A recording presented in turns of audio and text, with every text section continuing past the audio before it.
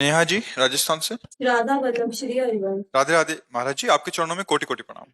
महाराज जी, मेरा सवाल है कि जो व्यक्ति पाप आचरण और पुण्य आचरण साथ साथ करता है, पाप कर्म पुण्य कर्म साथ साथ करते हैं, तो क्या उनके पाप कर्म पुण्य कर्मों की वजह से कट जाते हैं? क्या नहीं, उन्हें? नहीं, दोनों शुभ और अशुभ कर्म अलग अलग हैं। भगवान के वचन है, अवश्यमेव भोक्तव्यम कृतम कर्म शुभा अशुभम। ऐसा नहीं है कि आप पाप कर्म कर रहे हो और पुण्य कर्म कर रहे हो तो आप पाप को नष्ट करते जाओगे और परम परम सुखी हो जाओगे। नहीं, पुण्य कर्म आपका अलग है और पाप कर्म अलग है। उनको विध्वंस करने वाला कर्म अलग होता है, वो भागवतिक होता है। वो पाप और पुण्य दोनों को जो नष्ट कर सके वो सदगुरु प्रदत्त मंत्र होता है, नाम होता है, उपासना होती। भगवान का जो नाम है, भगवान का जो आश्रय, वो शुभ अशुभ दोनों का विनाश करता है।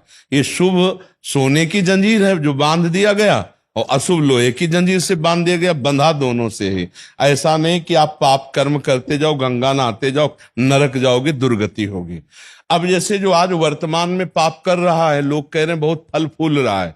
फल फूल नहीं रहा है, आप उस सिस्टम नहीं जानते हो, अध्यात्म का सिस्टम नहीं जानते हो।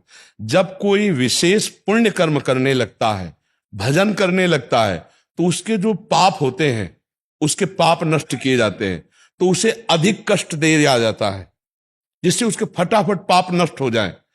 वर्तमान में वो धर्म पूर्वक चल रहा है, खूब भजन कर रहा है, लेकिन उसे विपत्ति, संकट, अपमान, निंदा, शरीर कष्ट मिल रहा है। इसका मतलब क्या है? वो निर्मलता की तरफ जा रहा है। अब उसका जन्म नहीं होगा, अनंत जन्मों की बिगड़ी इसी जन्म में नष्ट हो रही है। एक आदमी खूब पाप कर रहा है मनमानी, और देखो गाड़ी से चल रहा है, खूब वैभव खूब। अब उसका क्या सिस्टम है? उसके जो पुण्य बकाया है, दुख भोगने में जो वो बाधा पहुंचा देंगे पुण्य, उन पुण्यों को पहले भोगाया जा रहा है। वर्तमान में वो पाप कर रहा है, अब पूर्व का पाप और वर्तमान का पाप जब मिलेगा तो एकदम फ्यूज हो जाएगा, नष्ट हो जाएगा। लोगों को लगता है पापाचारी नरक गति जाने वाले, कर्म करने वाले कितने मौज से हैं, और धर्म में चलने वाले कितने कष्ट से हैं। अध्यात्म के रहस्य को ना जानने के कारण वो ऐसी गलती कर बैठते हैं कि पापाचरण में सुख है और धर्म में चलने में दुख है, ऐसा वो समझ जाते हैं।